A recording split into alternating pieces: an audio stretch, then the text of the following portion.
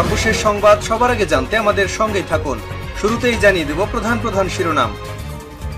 শুরুতেই জানাবো এই মুহূর্তে হাতে পাওয়া সর্বশেষ গুরুত্বপূর্ণ সংবাদ। বিএনপি নেতাদের মুক্তির দাবিতে নয়াপল্টনে মিছিল। বিএনপি চেয়ারপারসন বেগম খালেদা জিয়া, যুগ্ম মহাসচিব হাবিবুন নবী খান সোহেল, সহ সম্পাদক আব্দুল কাদির ভূঁইয়া জুয়েল সহ কারাবন্দী নেতাকর্মীদের মুক্তির দাবিতে রাজধানীতে বিক্ষোভ মিছিল করেছে দলটির নেতাকর্মীরা। এবারে জানাবো কুলাঙ্গারা বিএনপিতে থাকুক, আমি চাই না ব্যারিস্টার কায়সারকে খোকন।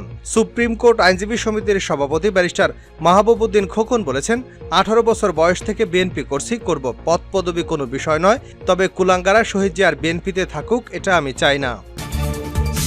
জানাবো এবার কুমিল্লার বুড়িচং সীমান্তে বিএসএফের গুলিতে বিল্লাল হোসেন নামের এক বাংলাদেশি যুবক গুলিবিদ্ধ হয়েছেন। এদিকে বান্দরবানে 3 উপজেলায় নির্বাচন স্থগিত। যৌথ অভিযান থাকায় বান্দরবানে 3 উপজেলায় নির্বাচন স্থগিত করেছে নির্বাচন কমিশন। মঙ্গলবার সকালে আন্তঃমন্ত্রণালয় সভা শেষে সাংবাদিকদের একথা জানান ইসি সচিব মোহাম্মদ জাহাঙ্গীর আলম। তিনি বলেন, বর্তমানে বান্দরবানে থানচি, রুমা এবং বোয়াংছড়ি উপজেলায় আইনশৃঙ্খলা বাহিনী দায়িত্ব পালন করছে। এজন্য এই 3 উপজেলায় নির্বাচন স্থগিত করা হয়েছে। এবারে থাকছে দেশবিরোধী অপশক্তি ষড়যন্ত্র চালিয়ে যাচ্ছে। আওয়ামী লীগের সাধারণ সম্পাদক ওবায়দুল কাদের বলেছেন, দেশ বিরোধী একটি অপশক্তি নানাভাবে ষড়যন্ত্র চালিয়ে যাচ্ছে। তারা নির্বাচন, শান্তি এবং উন্নয়নের বিরোধিতা লিপ্ত। সারা দেশে তাদের বিরুদ্ধে ঐক্যবদ্ধ প্রতিরোধ গড়ে তুলতে হবে। এবং সর্বশেষ জানাবো আন্তর্জাতিক সংবাদ। আরেকটি হামলার চেষ্টা করলে ইসরায়েলকে ভয়াবহ পরিণতির মুখোমুখি হতে হবে বলে হুঁশিয়ারি দিয়েছেন ইরানের পররাষ্ট্র মন্ত্রণালয়ের মুখপাত্র নাসের কানানি। সোমবার সাপ্তাহিক সংবাদ ব্রিফিংয়ে এই হুঁশিয়ারি উচ্চারণ করেন তিনি। এতক্ষণ শিরোনাম শুনছিলেন, এবার বিস্তারিত। প্রিয় দর্শক, আপনি যদি এই চ্যানেলে নতুন হয়ে থাকেন, ভিডিওটি দেখতে দেখতে চ্যানেলটি সাবস্ক্রাইব করে আমাদের সঙ্গেই থাকুন। আর এই ভিডিও সম্পর্কে আপনি আপনার মূল্যবান মতামতটি কমেন্ট বক্সে জানিয়ে দিন। আর হ্যাঁ প্রিয় দর্শক, জানিয়ে দিন ভিডিওটি কোথা থেকে দেখছেন। বিএনপি নেতার মুক্তির দাবিতে নয়াপল্টনে মিছিল।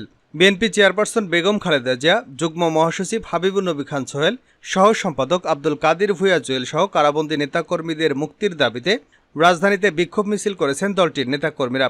মঙ্গলবার দুপুরে এক বিক্ষোভ মিছিল নয়াপল্টনের কেন্দ্রীয় কার্যালয়ের সামনে থেকে শুরু হয়ে কাকরাইল নাইটেঙ্গেল মোড় ঘুরে বিজয়নগরে গিয়ে শেষ হয়। বিএনপির সিনিয়র যুগ্ম মহাসচিব রুহুল কবির রিজভীর নেতৃত্বে মিছিলে বিএনপির অঙ্গ ও সহযোগী সংগঠনের নেতাকর্মীরা উপস্থিত ছিলেন। তারা গ্রেপ্তারকৃত নেতাকর্মীদের মুক্তির দাবিতে বিভিন্ন স্লোগান দেন। এদিকে দুপুরে নয়াপল্টনে বিএনপির কেন্দ্রীয় কার্যালয়ে এক সংবাদ সম্মেলনে বিএনপির সিনিয়র যুগ্ম মহাসচিব রুহুল কবির রিজভী বলেন, সরকার প্রধানের ইচ্ছায় এদেশের আইন প্রয়োগ করা হয়। প্রচলিত ফৌজদারি, দেওয়ানি সহ সকল আইন শেখ হাসিনার সংস্করণ অনুযায়ী প্রয়োগ করতে হয়। তিনি আরও বলেন, বেগম খালেদা জিয়া ও তারেক রহমান সহ দেশের বিরোধী দলের প্রধান নেতা সহ লাখো লাখো নেতাকর্মীর উপরে নেমে আসা জুলুম, অত্যাচার আর অবিচারের প্রকটতা দেখে বিশ্ব সম্প্রদায় বিচলিত হলেও তাতে প্রধানমন্ত্রীর কোনো কিছুই যায় আসে না। তার সকল অপকর্মের দায় নিয়েছে পার্শ্ববর্তী দেশ। কুলাঙ্গারা বিএনপি থাকুক, আমি চাই না ব্যারিস্টার কায়সারকে খোকন। সুপ্রিম কোর্ট আইনজীবী সমিতির সভাপতি ব্যারিস্টার মাহবুবউদ্দিন খোকন বলেছেন, 18 বছর বয়স থেকে বিএনপি করব, পদ পদবি কোনো বিষয় নয়, তবে কুলাঙ্গারা শহীদ জিয়ার বিএনপিতে থাকুক এটা আমি চাই না। দুপুরে সুপ্রিম কোর্ট আইনজীবী সমিতির দক্ষিণ হলে এক সংবাদ সম্মেলনে এসব কথা বলেন তিনি। ব্যারিস্টার কায়সার কামালকে অর্বাচীন বালক হিসেবে উল্লেখ করে খোকন বলেন, তিনি একজন আত্মস্বীকৃত অপরাধী। নৈতিক স্খলনের কারণে আইনজীবী ফোরাম থেকে তার সদস্য পদ থাকা উচিত নয়। সরকারের এই এজেন্টকে দল থেকে বহিষ্কার করা উচিত। নির্বাচনে জয়ী হয়ে বার সভাপতির দায়িত্ব নেওয়ায় ব্যারিস্টার খোকনকে বাংলাদেশ জাতীয়তাবাদী আইনজীবী ফোরামের সিনিয়র সহসভাপতির পদ থেকে অব্যাহতি দেওয়া হয়।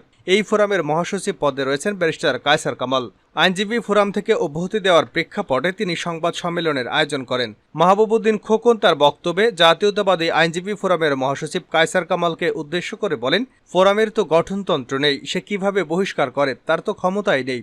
যতক্ষণ পর্যন্ত গঠনতন্ত্র না হবে ততক্ষণ পর্যন্ত কাউকে বহিষ্কার করা যাবে না, এটা আইনগত কার্যকর নয়। আমি বিএনপি করব। তিনি বলেন, তারেক রহমানের নির্দেশে আমরা বার নির্বাচনে অংশ নেই। সেই নির্বাচনে আমরা 14টি পদের মধ্যে 12টিতে জয়ী হতাম, কিন্তু কায়সার কামাল 3 বার সরকারের প্যানেলের পক্ষে কাজ করায় আমরা সভাপতি সহ 4টি পদে জয়ী হয়েছে।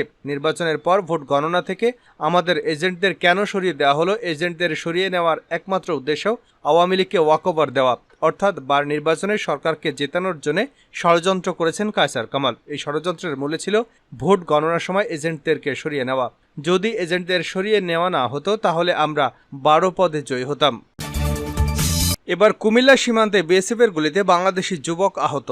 এবার কুমিল্লার বুড়িচং সীমান্তে বিএসএফের গুলিতে বিল্লাল হোসেন নামের এক বাংলাদেশি যুবক গুলিবিদ্ধ হয়েছেন। সোমবার রাত 8টার দিকে বুড়িচং উপজেলার রাজাপুর ইউনিয়নের চড়ানল তেঁতুলতলা সীমান্তে ঘটনা ঘটে। আহত বিল্লাল হোসেন রাজাপুর ইউনিয়নের লড়িবাগ এলাকার আলী আহমেদের ছেলে। স্থানীয় সূত্রে জানা গেছে, আহত বিল্লাল হোসেন ভারত থেকে অবৈধ পথে আসা চিনি এবং অন্যান্য পণ্য উঠানো নামানোর শ্রমিক হিসেবে কাজ করতেন। সোমবার রাত 8টার দিকে তেঁতুলতলা সীমান্ত দিয়ে আসা চিনি নামানোর সময় বিএসএফের সদস্যরা ছড়াগুলি করে। এতে গুলিবিদ্ধ হন বিল্লাল। তার শরীরে 30টির মতো গুলি লেগেছে। তাকে উদ্ধার করে কুমিল্লা মেডিকেল কলেজ হাসপাতালের জরুরি বিভাগে নেওয়া হয়েছে। গুলিতে তার চোখ বেশি ক্ষতিগ্রস্ত হয়েছে। কুমিল্লার অতিরিক্ত পুলিশ সুপার কামরান হোসেন জানান, গুলিতে আহত ব্যক্তির নামে থানায় কোনো মামলা নেই। সীমান্তের ঘটনার সম্পর্কে বর্ডার গার্ড বাংলাদেশ বলতে পারবে। যৌথ বাহিনীর অভিযান, বান্দরবানে 3 উপজেলায় নির্বাচন স্থগিত। যৌথ অভিযান থাকায় বান্দরবানে 3 উপজেলায় নির্বাচন স্থগিত করেছে নির্বাচন কমিশন। মঙ্গলবার সকালে আন্তঃমন্ত্রণালয় সভা শেষে সাংবাদিকদের একথা জানান ইসি সচিব মোহাম্মদ জাহাঙ্গীর আলম। ইসি সচিব বলেন, বর্তমানে বান্দরবানের থানচি, রুমা এবং বোয়াংছড়ি উপজেলায় আইনশৃঙ্খলা বাহিনী দায়িত্ব পালন করছে। এজন্য তিনি উপজেলা নির্বাচন স্থগিত। এই জন্য এই 3 উপজেলা নির্বাচন স্থগিত। দেশ বিরোধী অপশক্তি ষড়যন্ত্র চালিয়ে যাচ্ছে ওবায়দুল কাদের। আওয়ামী লীগের সাধারণ সম্পাদক ওবায়দুল কাদের বলেছেন, দেশ বিরোধী একটি অপশক্তি নানাভাবে ষড়যন্ত্র চালিয়ে যাচ্ছে। তারা নির্বাচন, শান্তি এবং উন্নয়নের বিরোধিতায় লিপ্ত। সারা দেশে তাদের বিরুদ্ধে ঐক্যবদ্ধ প্রতিরোধ গড়ে তুলতে হবে। মঙ্গলবার সকালে গুলিস্তানের 23 বঙ্গবন্ধু অ্যাভিনিউ আওয়ামী লীগের কেন্দ্রীয় কার্যালয়ে প্রচার ও প্রকাশনা উপকমিটি আয়োজিত প্রচারপত্র বিতরণ অনুষ্ঠানের প্রধান অতিথির বক্তব্যে তিনি এসব কথা বলেন। ওবায়দুল কাদের বলেন, গণতন্ত্র, শান্তি, উন্নয়ন, নির্বাচন বিরোধী অপশক্তির বিরুদ্ধে আমাদের সবাইকে ঐক্যবদ্ধ প্রতিরোধ গড়ে তুলতে হবে। আমাদের নেত্রী প্রধানমন্ত্রী শেখ হাসিনার আহ্বান মুক্তিযুদ্ধের সপক্ষের ও প্রগতিশীল শক্তির পক্ষে। দেশের স্বাধীনতার সার্বভৌমত্ব বিরোধী অপশক্তি আমাদের ভিত্তিমূলে আঘাত করতে যাচ্ছে। তাদের আমাদের প্রতিহত করতে হবে। সেজন্য আমাদের ঐক্যবদ্ধ হতে হবে। উপজেলা নির্বাচনকে সামনে রেখে ভোটের মাধ্যমে সাংবিধানিক অধিকার প্রয়োগের জন্য জনগণকে আওয়ামী লীগ সভানেত্রী শেখ হাসিনা আহ্বান জানিয়ে তিনি বলেন, ভোট দিয়ে আপনারা নাগরিক অধিকার প্রতিষ্ঠা করুন। আওয়ামী লীগ বিশ্বাস করে জনগণের সব শক্তির উৎস। আওয়ামী লীগ সাধারণ সম্পাদক বলেন, দেশ বিরোধী অপশক্তি জাতির পিতার পরিবারকে হত্যা করে জনগণকে সামরিক স্বৈরশাসকের জাতাকলে দীর্ঘকাল পিষ্ট করেছে। শেখ হাসিনা ক্ষমতায় এসে হত্যা রাজনীতি বন্ধ করেছেন। সর্বশেষ জানাবো আন্তর্জাতিক সংবাদ। ইসরায়েল ফের হামলা করলে ভয়াবহ পরিণতির মুখোমুখি হবে। আরেকটি হামলার চেষ্টা করলে ইসরায়েলকে ভয়াবহ পরিণতির মুখোমুখি হতে হবে বলে হুঁশিয়ারি দিয়েছেন ইরানের পররাষ্ট্র মন্ত্রণালয়ের মুখপাত্র নাসির কানানি। সোমবার সাপ্তাহিক সংবাদ ব্রিফিংয়ে এই হুঁশিয়ারি উচ্চারণ করেন তিনি। খবর সিনহুয়ার। তিনি বলেন, ইসরায়েল যদি ইরানের উপরে কিংবা তার স্বার্থের বিরুদ্ধে কোনো ধরনের আগ্রাসন চালায় বা চেষ্টা করে, তাহলে আরও শক্তিশালী জবাব দেওয়া হবে। নাসের কানানি বলেন, আন্তর্জাতিক আইন লঙ্ঘন করে ইসরায়েল সিরিয়ার রাজধানী দামেস্কে আমাদের কূটনৈতিক স্থাপনায় যে আগ্রাসন চালিয়েছিল তার বৈধ এবং চরম জবাব দিয়েছে। ফের যদি ইসরায়েল কোনো ধরনের ভুল করে, তাহলে ইরানের জবাব আরও শক্তিশালী এবং বেশ কঠোর হবে।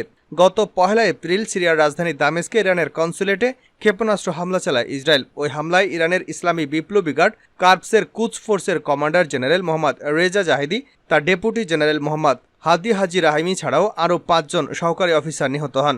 এর প্রতিশোধ হিসেবে গত 13 এপ্রিল দিবাগত রাতে ইসরায়েলে ক্ষেপণাস্ত্র এবং ড্রোন সিরিজ হামলা চালায় ইরান। ট্রু প্রমিস নামের প্রতিশোধমূলক ওই হামলায় অধিকৃত ফিলিস্তিনের ভূখণ্ডে অবস্থিত ইরানি সামরিক স্থাপনাগুলো ক্ষতিগ্রস্ত হয় বলে দাবি তেহরানের।